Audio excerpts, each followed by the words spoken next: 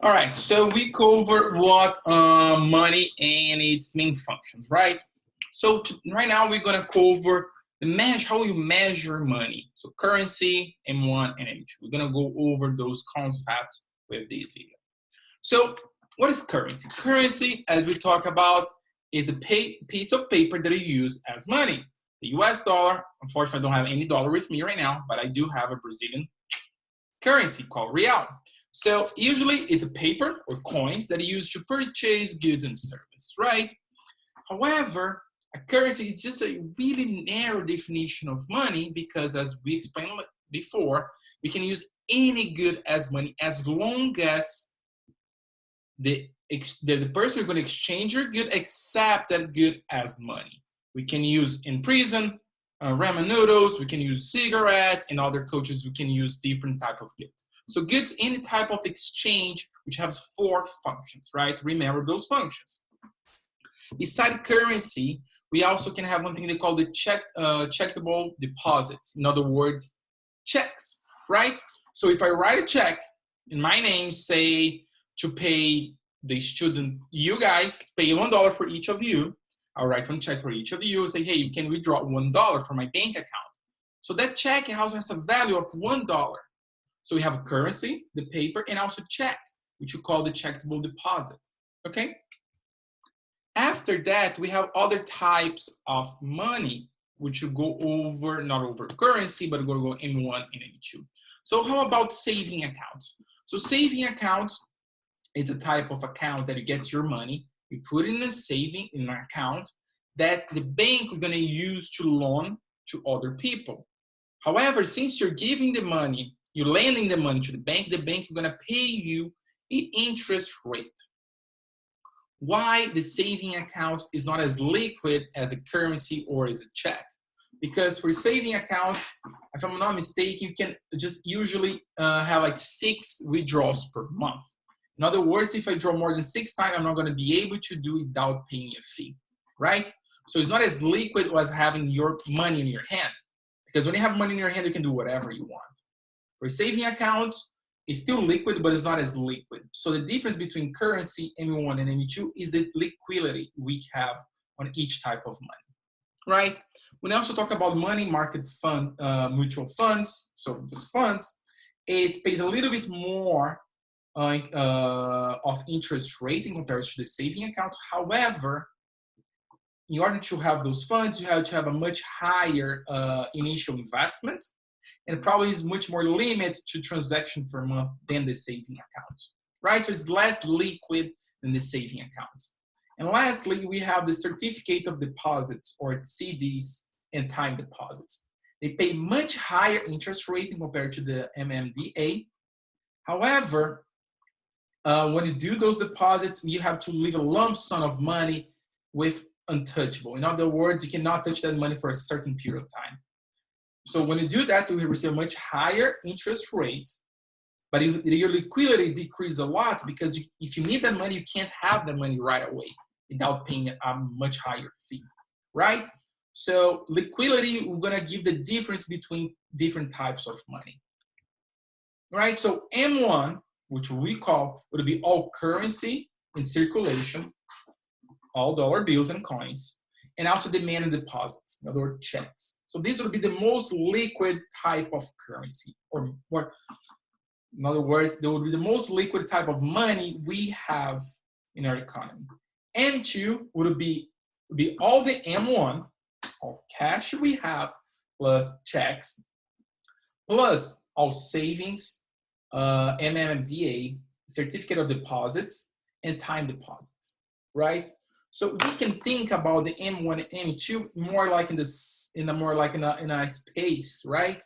So we can think about M1 being this green circle, just getting the coins, cash, checks, and so forth. And if the book would put like traveler's check, which is not as useful, it's not used as common anymore. It used to be quite common a few years ago, but now because of the international banking accounts, we can transfer money pretty easy across countries.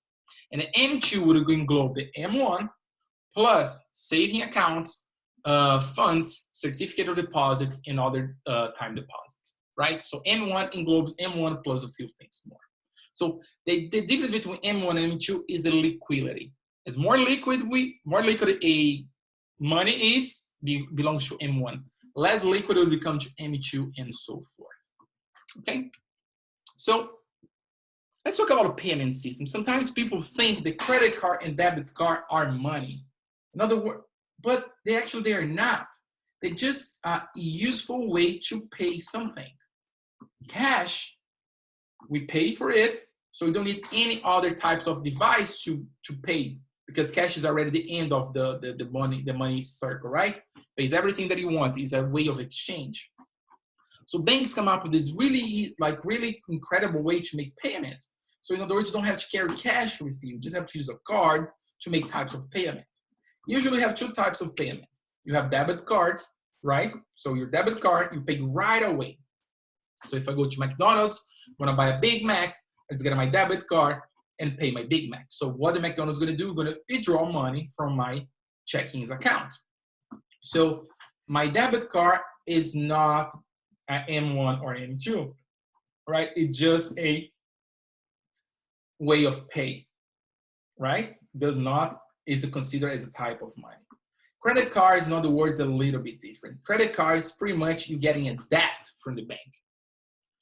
If I use my credit card right now, I just have to pay in 1 month from now on. In other words, I have a debt. They're not getting money from my checking accounts whatsoever. I just getting a loan from the company that owns the credit card. Right? After a month, I have to pay that. If I don't pay, I would probably have to pay a fee on top of my my total debt. Sounds good? So credit card and debit cards are not type of money. They're just payment methods. So let's have a question. Imagine Kyle used his Discover credit card to pay for groceries at Kroger. Then the money to pay Kroger is taken from where? Remember, since I use a credit card, I'm not using my own money at the moment. I'm using the company who has the credit card, in other words, Discover, to pay for something right now, and in the future I will pay them. So Discovery, I'm using the M1 funds from Discover to pay for my grocery right now, and later on I will pay Discovery, a month later I'm going to pay Discovery the debt that I have with them, right? So I'm reducing M1 from Discovery, not M1 from me. I'm using a different type of payment to purchase something, because for example, I use credit cards to get reward points, right? Either money or cash back or miles to travel.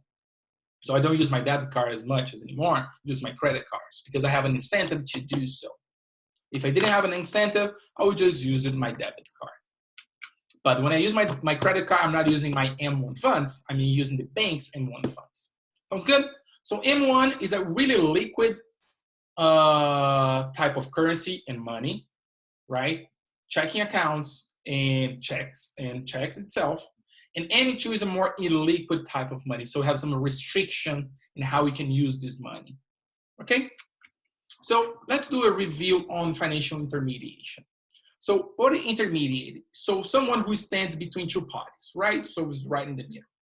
Financial intermediate is a type of institution that serves to either borrow money or to lend money to individuals, okay? So what is depository institution? So it's a type of institution that accepts money deposits and then use this money to make loans, okay? So banks would be a great example of depository institution. So my bank is Huntington. I use Huntington to put my money in my checkings and also in my savings. So Huntington can get part of my savings and use to lend money to other people. Sounds good? However, insurance companies and pension are financial intermediate since they offer a financial service. However, they are not depository institutions since they do not receive money from other people and lend money to other people. All right? So there's this distinction between banks and financial institutions. All right? So let's keep this in mind. Let's talk about banks. How banks work. So imagine me, Alex, I get my paycheck. Hopefully this is not my paycheck. So 20 reais, right? What am I gonna do? I'm not gonna use this 20 reais right now. I'm gonna put on the bank, on my savings account for deposits. So how the banks make money?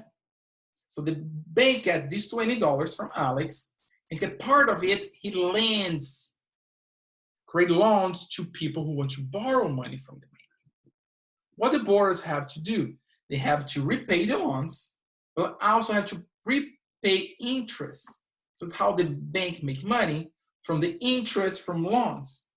What the banks do to me, since I give them 20, no, I lend them $20, 20 reais, they will pay, I can draw this 20 reais from my savings account plus an interest rate, right? But let's think, if a bank is paying interest rate and also collect interest rate, how the bank can make money? It has to make sure the interest rate from the borrowers are much larger the interest rate the bank pays to me, right? In order for them to make a profit. So it's how a bank make a profit. The difference between interest rates from people who get money from them and the interest rate they pay from other savers. So we have to make this different interest rates to make sure they make money. All right. So let's see how to analyze financially the performance of a bank. Okay, if you guys have taken accounting class, this will be quite useful, but I'm not going to go quite deep on that. I'm just going to show the different distinctions between assets, liabilities, and so forth. So let's talk about the balance sheet. So the balance sheet is, I'm sorry, I really have a problem to say this word, sheet.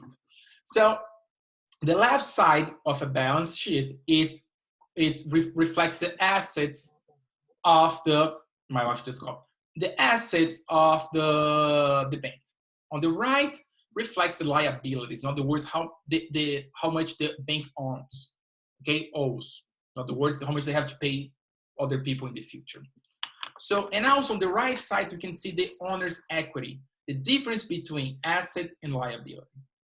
Let's go take a look at the balance sheet liability. So what is liability for a bank? Is the deposits, right? Since Alex put 20 reais in the bank as a saving on his saving account, the bank has to pay this $20 in the future. So is it how much the bank owes to Alex or to everyone else, right? So deposits are considered liability from bank, right? And how is considered assets for a bank? It's just loans, right? If the bank lend 20 reais to Alex, Alex has to pay the bank 20 reais in the future. So when I have to pay in the future is how much the bank has in assets. In other words, how much the bank is going to receive in the future, right? So the distinction between assets and liability, we can see if the bank is doing financially well or not. Okay, so let's think, actually, let's go a little bit deeper on this understanding, right? So a bank, he borrows money from people from savings account and also lend money to people from loans, okay? But how they should charge or pay interest rate for those two parties, borrowers and savers. It has to make in a way, as I talked before, that the borrowers pay a much higher interest rate than actually they pay to the savers in order to make money. But usually, on reality, what happens is that the banks, when they're gonna lend you money, when you're gonna make like a loan, you probably have to pay a few fees to make this, to come up with this loan from the bank. So the bank received the fees right away. Let's assume that Alex wants to get a loan from the bank from 20,000. I'm going to stop showing this bill. Alex got a loan from a bank from $20,000. I have to pay a fee of $100 to apply for this loan. So the bank get $100 right away. It's no refundable fee. I just pay right away. So what the bank's gonna do with that $20,000 loans? The bank can resell that loan to another bank, right? When he resell this loan to another bank, he just keep the $100 fee for himself. And another bank is going to be financially responsible for the loans. If Alex, if me, I do not pay my loans in the future, the bank who bought the loan from another bank is gonna be face some debt because it's not gonna receive money. So in other words, when a bank lends money to someone, which would you call the primary loan market, right? Right here. I'm sorry. And when the bank resell this loan to another bank, which we call the secondary loans market. Okay, so banks do that in order to decrease risk. When I have too much loans, I just start selling my loans to other banks in order to decrease the risk of default from people who got those loans. All right, so it's a way to guarantee to mitigate risk. Actually, banks do that to mitigate risk. So, factors that affect institutions to sell and buy loans in the secondary market. So, first of all, sorry, is the perceived riskiness of the loan, right? Imagine me, Alex. Imagine that I do not have a job, and I come up of college, no job, a huge debt from education loans. Do you think I'm going to be a risk person or not? Most likely, right? I do not have an income. I have a lot of debt. If I'm trying to get more loans, I'm going to be really risky to default in the future. So when the bank has too much those type of loans, they're going to try to resell to other banks in order to guarantee he mitigates risk, right?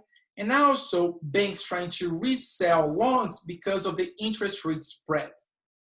So what is the interest rate spread? Is the difference when the interest rate was designed on the people got the loan, right? So imagine I got a loan today, so I'm gonna pay according to the interest rate that we make an agreement for today. However, I'm gonna pay over 20 years. Over 20 years span, the interest rate probably is gonna increase and decrease, right? Most likely.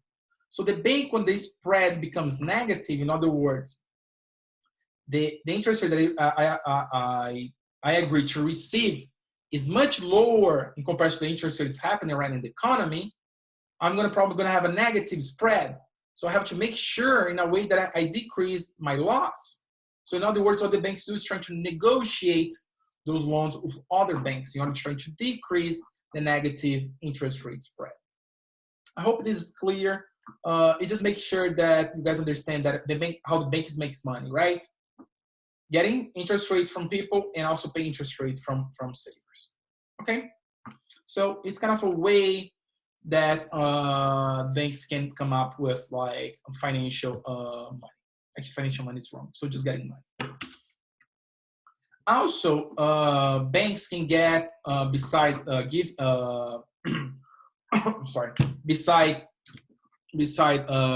giving loans, they also can buy bonds, right? So what is a bond? Bond is kind of a mechanism for either public, so federal and local governments, or private institutions to get money right away. So it's kind of like a piece of paper that guarantee in the future I'm going to pay you this amount of money plus interest. Okay, so usually banks use deposits to buy bonds over 10 years, 20 years, 30 years, and so forth. The most secured bond usually around the world is a T-bond from the US from 10, 20 years, because the US is a really reliable country to buy bonds from. Okay, so when the governments are low risk, for certain they're going to pay you back after the time, after 10 years, 20 years, and so forth. However, countries such as Brazil is not as much, but imagine like countries as Venezuela. So Venezuela, in order to sell bonds, they have to pay a really high interest rate. Otherwise, people will not put their money in a really risk country. So interest rate from countries that are really reliable, such as the US, is really low in comparison to countries that has a much risk behavior, such as Venezuela, I'm not even sure North Korea has bonds, but as North Korea and other countries, even Brazil. The bonds from Brazil government has a much higher interest rate than actually bonds from the US. Okay? So beside the bonds, so we talk about loans for the asset, bonds, loans, and also we have one thing they call bank reserves. So what is bank reserves? So imagine that I put $100 on my savings account. Banks in the United States, they're mandatory to save 10% as a reserve in their savings account. So they just can't get 90% of that money to put for loans or other stuff, right? In other words, they require a reserve to guarantee that they do not run out of money when people trying to withdraw money. Okay, so imagine that we just have $100 in the economy, and Alex has all the $100. If I put $100 in my savings account, the bank, you're gonna get 10%, $10. You're gonna put it in a safe. You cannot use that money for anything. You just have to give the money there. Leave the money like stay still. With the $90 left, he can borrow to other people. Okay, so it's kind of a mechanism of safety. It's kind of like a net safe. If people try to withdraw money, we have some money on the reserve to give this money back to people, right? So it's kind of a way to guard the economy as well a little bit. So imagine that if everybody try to withdraw money right now from the banks, the bank probably not have enough money to pay everybody. So probably the bank is gonna come up and collapse. But in order to mitigate this collapse is how the reserve, the bank reserve, it was made for, right? So let's go to the balance sheet. So we have bonds, we have loans, and also have reserves on the asset part of the bank, right? So government securities, which we call bonds. We have required reserve, we're gonna talk this later, and also loans, right? In the liabilities, we have checking deposit. So how much people put on the bank, the checking, also on the savings. Since the reserve is only 10%, we're gonna get 10% of this $4,000. We're gonna go to required reserve. So if I sum government bonds plus required reserve plus loans, we're gonna have the total assets of the bank. If we get all the checking deposits, it's gonna be the total liability of the bank. Total assets minus liabilities, we have the net worth of the bank. As you can see here, is positive. So when it's positive, we can say the bank is solvent, right? It has more assets than liability.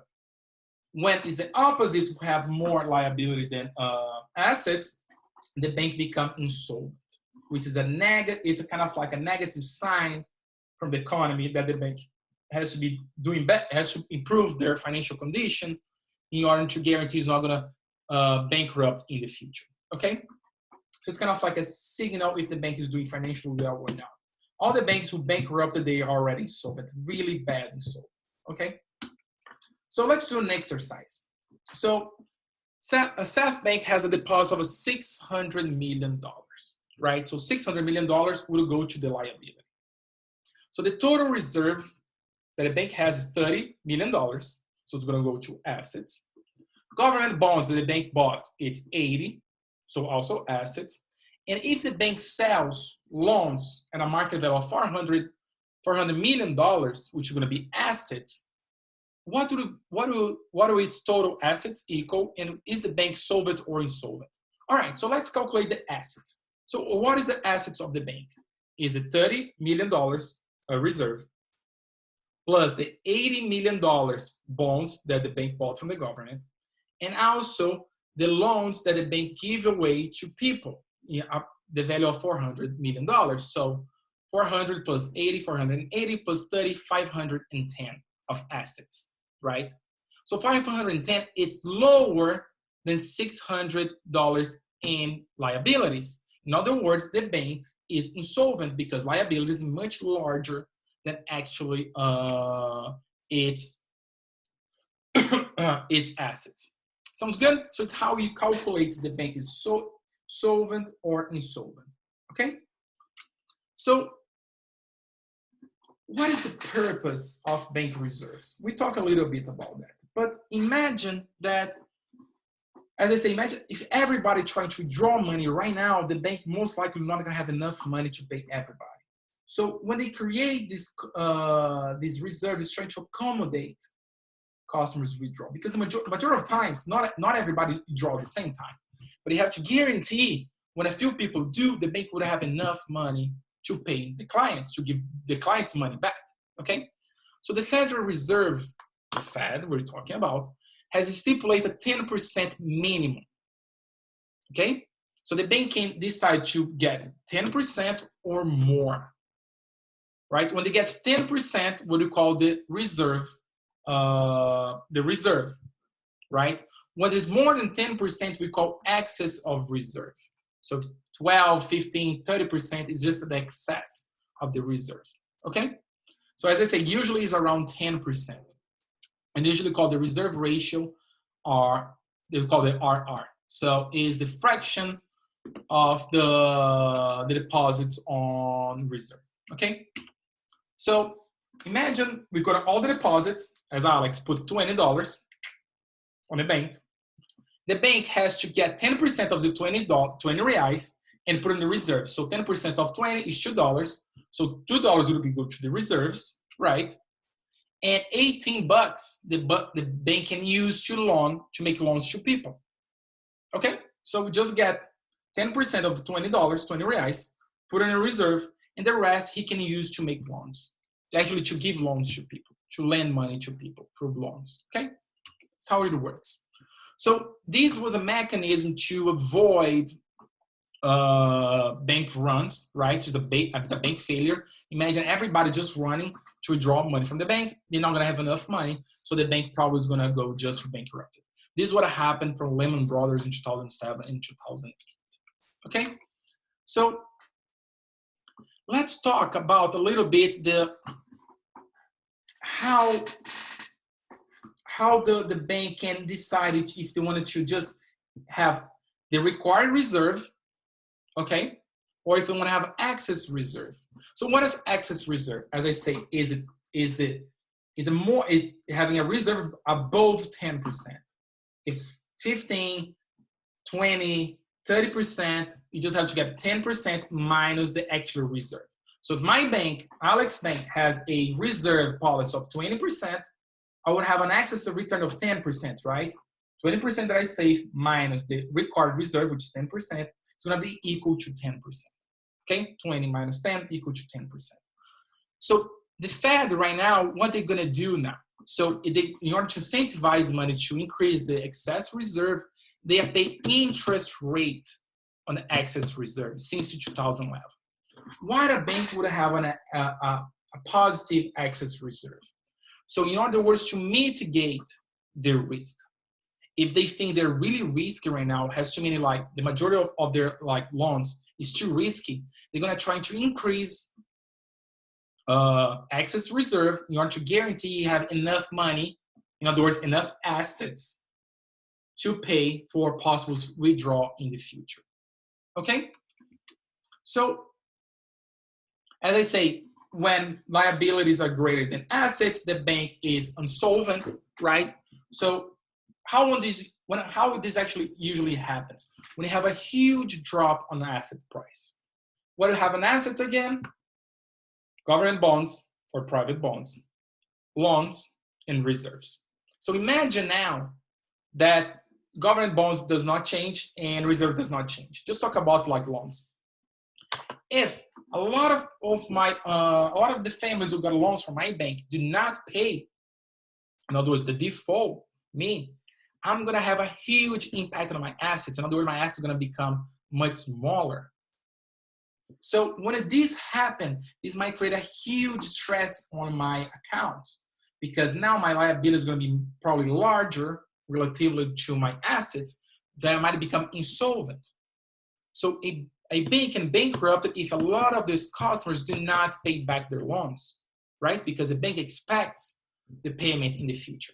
And those payments are considered assets. So that's why the bank has to manage risk and interest rate to guarantee people to pay back their loans.